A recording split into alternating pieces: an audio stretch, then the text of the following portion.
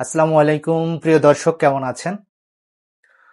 আশা করছি নতুন সূর্যোদয়ের অপেক্ষায় সবাই ভালো আছেন। আজকে দেখেছেন আপনারা যে লালে লালে রঞ্জিত হয়ে গেছে পুরো ফেসবুক। এটা শুধু একটা ঘোষণা ছিল না, ছোট্ট একটা ঘোষণা। এই কমিউনিকেশন ড্যাম করে রাখার পরেও সেই ছোট্ট একটা ঘোষণায় কি করে কোটি কোটি ফেসবুক ইউজার তাদের প্রোফাইলের ওয়ালটা চেঞ্জ করে জানান দিয়েছে যে এই প্রতিহিংসার রাজনীতি, এই প্রতিহিংসা, এই দুঃশাসন তারা মানে না। এই দুঃশাসনের শোক পালন, প্রহসনের শোক পালনটা তারা মানে না। লাল রঙে রঞ্জিত করেছে, নতুন অধ্যায় সৃষ্টি করেছে। আবার এর মাঝে কিছু প্রতিবন্ধীও রয়েছে। লক্ষ লক্ষ এই বিপ্লবীর মধ্য থেকে ২-৪-১০টা প্রতিবন্ধী পাওয়াটাও স্বাভাবিক। কালো রং প্রকাশ করে শোক প্রকাশ করেছে, আবার মাঝে মধ্যে লিখেছে গুজবে কান দিবেন না। মানে এতগুলো মানুষ মারা গিয়েছে, এতগুলো ছাত্র শহীদ হয়েছে, এটা তাদের কাছে গুজব মনে হচ্ছে। সো এদেরকে আপনি জলজান্ত প্রতিবন্ধী ছাড়া অন্য কিছু বলতে পারেন না। দর্শক, আজকে আমার আনন্দ লাগছে।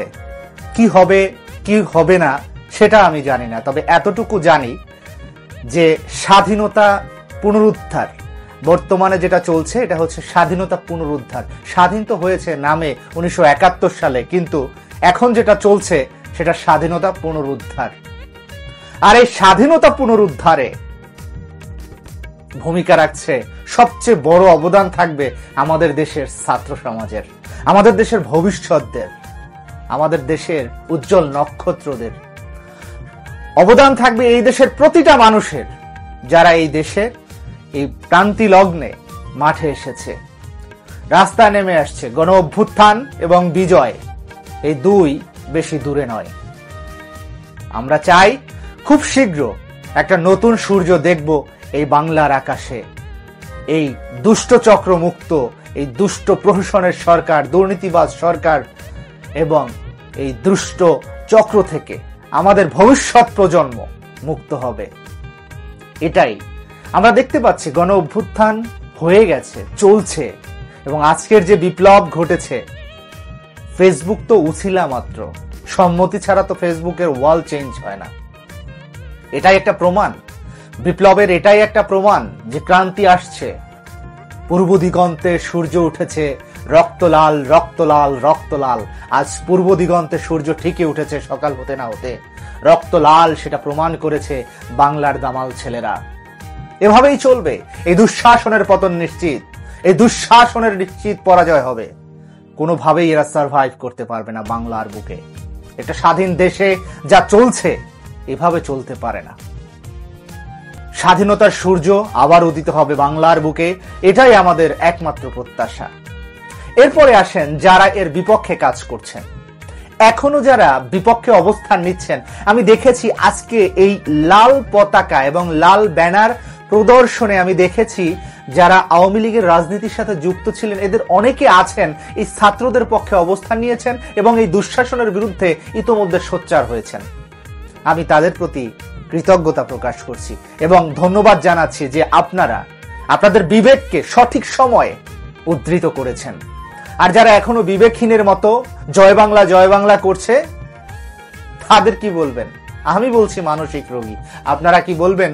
আপনারাই চিন্তা করে দেখবেন। কারণ বিবেকবানরা দলমত নির্বিশেষে, এবং এখান থেকে আমাদের একটা শিক্ষার বিষয় আছে, এই ক্রান্তির বিনিময়ে এই সরকারের পতন, এটা শুধুমাত্র এই সরকারের পতন নয়, ভবিষ্যৎ যে সরকার হিসেবে এদেশে অবস্থান নিবে, ভবিষ্যতে যে দায়িত্ব গ্রহণ করবে, তার জন্য শিক্ষা থাকবে যে এখানে একচেটিয়া বা মনমনা কিছু করতে পারবে না কখনোই। তাহলে এই দেশের জনগণ তাকে ছাড়বে না। এটাও কিন্তু একটা শিক্ষা। সো আমরা এগিয়ে যাচ্ছি আমাদের পথে। ভবিষ্যৎ প্রজন্মের জন্য এই ক্রান্তি অবশ্যই আমাদের আলোকিত করবে, আমাদের ভবিষ্যৎ প্রজন্মকে আলোকিত করবে, স্বাধীন সার্বভৌম রাষ্ট্রকে প্রতিষ্ঠিত করবে। এটাই একমাত্র চাওয়া। আসুন জাতীয়তাবাদ, একাত্মতাবাদ একত্রিত হয়ে দুষ্ট চক্র থেকে দেশকে রক্ষা করি আমরা। হয়তো কারো ব্যবসায়িক ক্ষতি হবে, হয়তো কারো দৈনন্দিন জীবনের কিছু ক্ষতি হবে, হয়তো আমাদের মধ্যে অনেকে টিকবে না, থাকবে না, তারপরেও সূর্য উদিত হবে। অবশ্যই স্বাধীনতার লাল সূর্য আলোকিত করবে এই বাংলাকে। এটাই প্রত্যাশা। জেগে উঠুন, আপনার বিবেকবোধকে জাগিয়ে তুলুন। এই মুহূর্তে আপনার বিবেকবোধ ছাড়া আর কিচ্ছু এই বাংলাদেশকে স্বাধীন করতে পারবে না। কোনো প্রশাসন আর প্রহসন আপনাকে রুখতে পারবে না। সারা বিশ্ব আমাদের পাশে আছে।